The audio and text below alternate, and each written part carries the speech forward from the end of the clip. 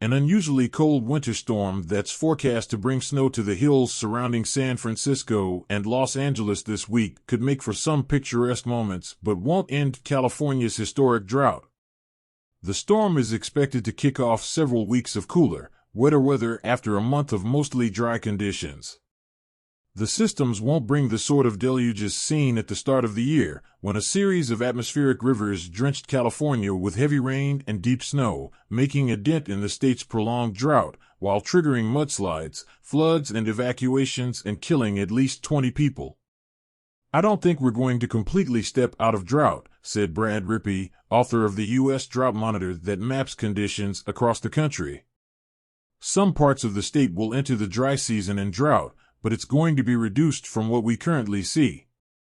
A large Arctic blast from Canada is expected to dump as much as 3 feet of snow in California's Sierra Nevada mountains by Saturday, and up to a foot of powder on the highest peaks near San Francisco.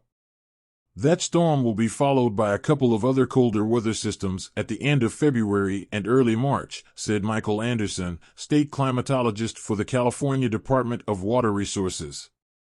"The state's wet season typically spans November through March.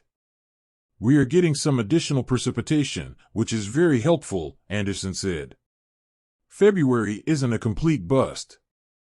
It will take several years of wet winters for the state to replenish its badly overdrawn groundwater supplies," Anderson said. "Residents and farms have become overly reliant on the state's aquifers during the drought, which have supplied up to 60% the drinking water and irrigation supplies in dry years. In non-drought times, aquifers are tapped for about 40% of the state's total use." Elsewhere in the U.S. West, the storm will likely provide a small bump for key Colorado River reservoirs, including Lake Mead and Lake Powell, which are at historically low levels, Rippey said. "But it probably won't offer much relief from severe drought conditions in the central and southern plains because most of the moisture will fall further to the north." Since the start of the year, California has seen improvement in its parched landscape. The state started 2023 with nearly 98% of its land in some stage of drought, according to the U.S. Drought Monitor. That dropped to nearly 85% as of February 14th, thanks to 9 storms that inundated the state over a 3-week span from late December to mid-January. Those atmospheric rivers also helped bring the state's depleted reservoirs to near normal levels and to build up its mountain snowpack, which is nearly double the historical average for this time of year.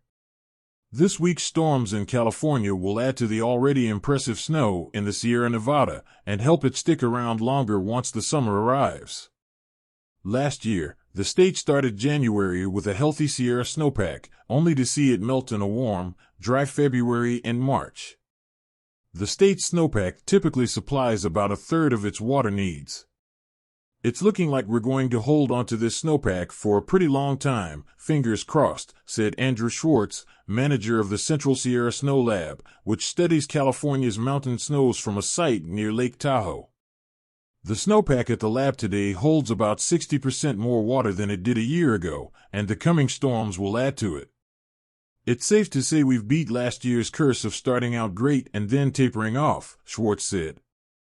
The snow has already proven to be a big boon for the region's ski resorts. Over the long President's Day weekend at Mammoth Mountain, skiers enjoyed nearly perfect conditions on the slopes and local restaurants were packed with diners in the evening. In the Lake Tahoe area, the snowy winter has brought throngs of skiers to the slopes, enough to jam local roads. As irritating as the traffic may be, the snow has been a welcome change for a tourism-dependent region that has endured both dry winters and summer wildfires in recent years. Heidi Hill Drum, chief executive officer of a Tahoe Area Economic Development nonprofit, said she's hitting the slopes Thursday for the first time this year. "My 14-year-old is pretty hard to please, and he came home the other day and said that was the best snow I've ever seen," she said.